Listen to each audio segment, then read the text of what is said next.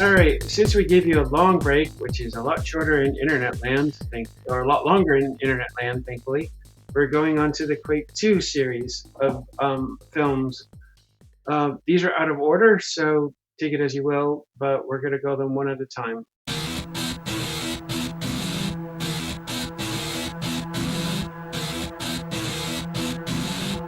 So, Hardly Working needs no introduction, but we're going to give it to it anyway.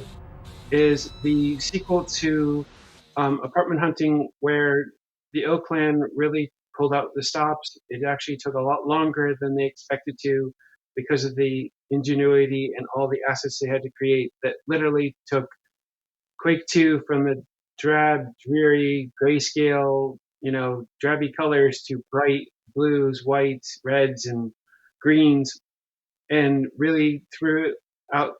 Basically, it was the very first film that the public at large didn't even know it was running on a game engine because it looked like a Looney Tunes kind of aesthetic. Um, so definitely, no need introduction, but again, there's your introduction. It's basically the one of the very first films that took a very long time, but was well worth the effort because of the attention to detail and the fact that it wiped out anything that had any Quake um, reference to it or anything. You can't see any guns, you can't see any sound effects, you can't see nothing. It's basically used as an animation platform, and that's it. And they really hit the nail on the head, and they won several awards for it, so well deserved. Now, going to the other direction of the bright blues and reds and stuff like that is the sequel to Eschaton Darkness Twilight with Eschaton Nightfall, Hugh's next ambitious project with Strange Company. And this one, again, took a long time and also had two different iterations of it. They had a director's cut and they also had a limb sync version of it or a special edition, I should say, which dealt with the limb syncing and whatnot. But again, continuing the H.P. Lovecraft mythos and going through, this was a long story. This ran for about 40 minutes. So it was definitely a beefier story, almost as much as the original, but more, slower paced and whatnot. And also dealt with, again, the amazing voice actors that dealt with, the fear, their anger. A side story that I always love to bring up to people is that the main villain in the story, when she does her grand reveal, that the audio audio recorder for doing the voiceovers didn't realize that she was going to go so high, and when she yelled out her name or yelled out her lines, that he almost fell over and blew out his audio equipment because she had hit such a high pitch that you definitely have to give credit due to a person who, is the grand baddie, but she resonates more when she's yelling at the top of her lungs and you're not expecting it to hit that high of a pitch. But it hits it right out of the park. But again, the story goes in the highs and lows, deals very well with the aesthetic of a dystopian world where H.P. Lovecraft's story is breathing and the characters are trying to explain and trying to solve the problems that were created in the first film. But again, not to dwell on this too much, but basically a very solid film.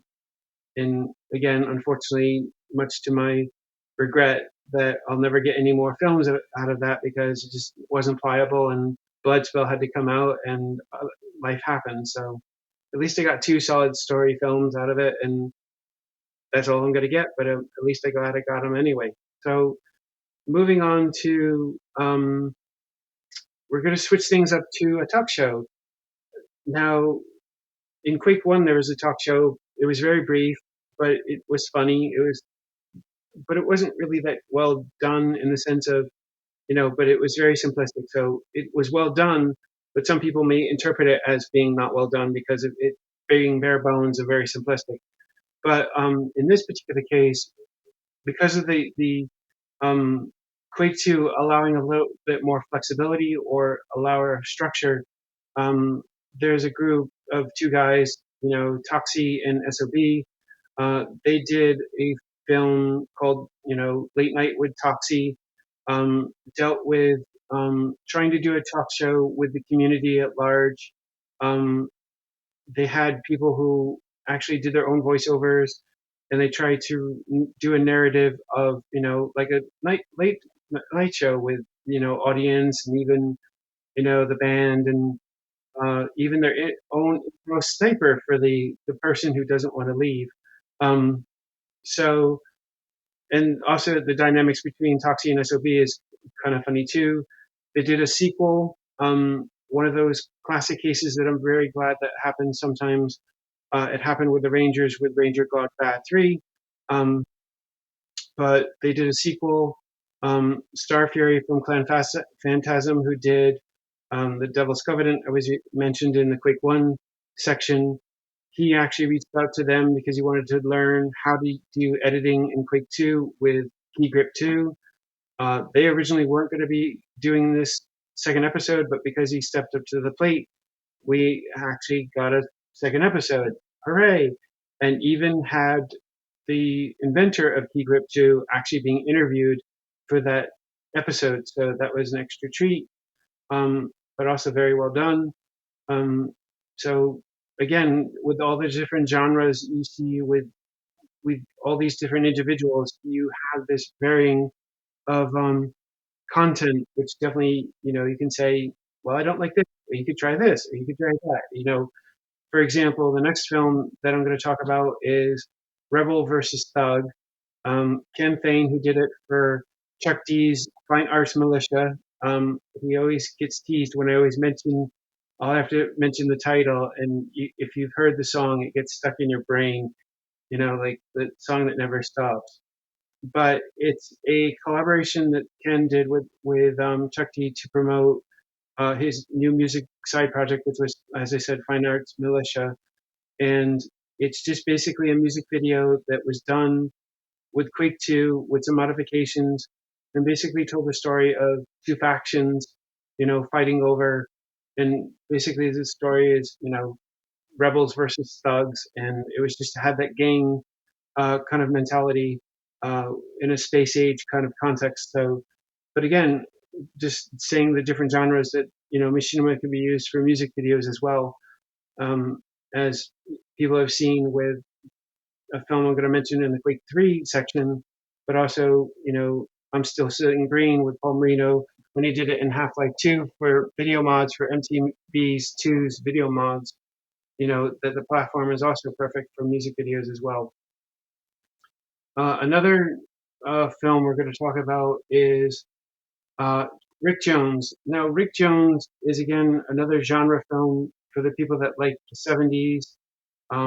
Got that jive swagger, you know, master detective, but with it, jive talking and sexual overtones and undertones and so forth. But it was a pretty good story. The animation was done painstakingly, frame by frame, by CrustaR, um, and also had a veteran voice actor that's also from The Devil's Covenant, Bill Benners. He did a very good job doing several characters. And it was just a very good, solid film. Some people didn't care for it too much because of its aesthetic, or just the pacing of it was kind of wrong. But it was kind of cool to have, at least for the vets, or in me in particular, just the notables of at least, cameos from people that you can recognize their voices if you know them.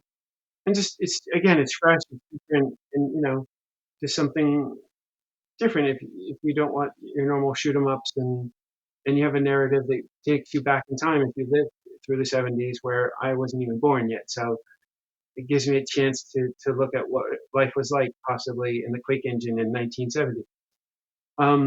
So moving on, we definitely cannot keep out Phil Rice's Father Strikes Best. I mean, that is one of those iconic things that definitely, if there's one thing that Phil does when he makes his films, they leave a mark, and to me, they anchor things together, that they are milestones that really have a lot of weight to them. That, it's one of the key things that I'm a really big fan of him, because he really does in great detail and great, love for the medium and whatnot, um, able to construct something that really is good as a very good narrative and incorporate several different elements, and just it just works, and and has a bit of a twist for me in the end, as there's this classic story that he's mentioned on the podcast before. If not, it's definitely one that we both won't live down, if we have the chance. Is that it's the one time he always reminds me, the one time that I can usually pick out people's voices without too much trouble. But I'm embarrassed to say, but I'm also proud to say, that I'm not 100% perfect. But when I watched the film and listened to the voices, that I, for the life of me, I can do it now because I know, but I didn't know at the time that, when he was playing the person who was going to play the mother was originally going to be someone who was a woman, but she, unfortunately had to bow out. So Phil, in a stretch, had to do it. But I still thought it was a woman, and he said, "No, it's me." And it's like, uh-oh. So he thought it was a kick at it that I could usually catch it, but I didn't catch it. But now, since I know it's him, I can pick it out. But it's just embarrassing to say, "What? You didn't know that wasn't a woman?" It's like, no, I didn't. Sorry. So, but again, that was his very first film, and he had a really grand sequel in mind, but unfortunately, because of life events, that didn't happen. But I think with what he did in the future when he came back from a sabbatical, made up for it, because who can forget male restroom etiquette, first, all the films that he did as experiments to show you again he's trying different things, he's really trying to sprinkle. And one of the key things that he's always trying to do is empower people to create the stuff. That's what was important when he did tutorial videos. He did, just again, he's trying to strengthen the community, kind of like I was with just documenting all this stuff ad nauseum. He was doing the legwork to allow people to figure out how to actually do this stuff.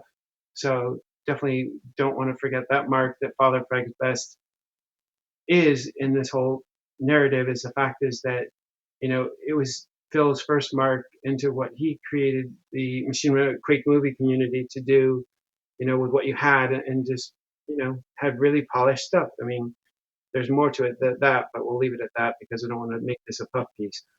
Um, so another important film series or films that were done is Donovan. Donovan, for a lot of people that don't know, or for some that do, Donovan did several films. He did Circus Life, Part 1 and 2, um, and A Warrior's Life, and several other films after that that became art pieces and whatnot. But the key thing for Donovan's material is that Circus Life 1 and 2, they dealt with people in a world they didn't understand, but there was also a very strong, and I don't know if he's coming from it from a life experience or from whatnot, but it's very vivid. You would never think that Quake would be used in this way, where it's telling the narrative of two brothers and they're being abused by their father, and the one of the characters, finally has enough of it, and not showing it. It's showing it in a way where you see it in the game like you would be killing a character, but he also incorporates visual representations, like little pictures that could show the outcome if it happened in a real world. It's quite vivid. It's not for the the subject matter is definitely mature. It's not anything kid friendly because of the visuals, but it definitely deals with trying to survive in a world where you're alone and you don't know what the world is like, especially when you're taken out of your comfort zone of where you were to where you are, and then dealing with the consequences of the two characters as they struggle to try and get through this world, even if it makes no sense at all to how they deal with it. But they make through it, you know, both in a good way and a bad way, depending on your point of view. his other film that was quite longer deals with a character that is isolated with his mother, and he, from an audio perspective, it's really well done in setting up the story where the main character has to deal with the loss of his mother. His mother dies in her sleep, but Donovan really sends it home by literally playing her heartbeat, slowing down, slower, slower, and then stopping, and then dealing with the character, face not even realizing that's happening. We as the audience know that. He doesn't. And just seeing the reaction and reading the text of the character responding to not realizing that his mother passed away during the night, that I remember it's such a gut punch that's one of the qualities that Donovan had, is he's dealing with subject matter that is not something you typically would be dealing with, but he does it in such a way that it really gets to you. Um, there is some issues with his English, but again, sometimes the visuals and the audible um, sounds make up for it, because again, audio can kind of save you, where it pushes the story forward with just trying to tell you what's going on in the story without having to deal with the vocals. He was planning to do voiceovers, but I don't think it ever came to fruition. If it did, I never was able to find it, because he did say he was going to do it with voiceovers. But in some ways, I wonder if that would have actually hurt, because again, you're alone with your thoughts, listening to the sound and the music tracks, and just processing it that way. That I wonder if audio with a vocal track might actually be distracting. But again, no, because I've never heard it in which way. So it could have been very good. I don't know. But again, one of those are what ifs.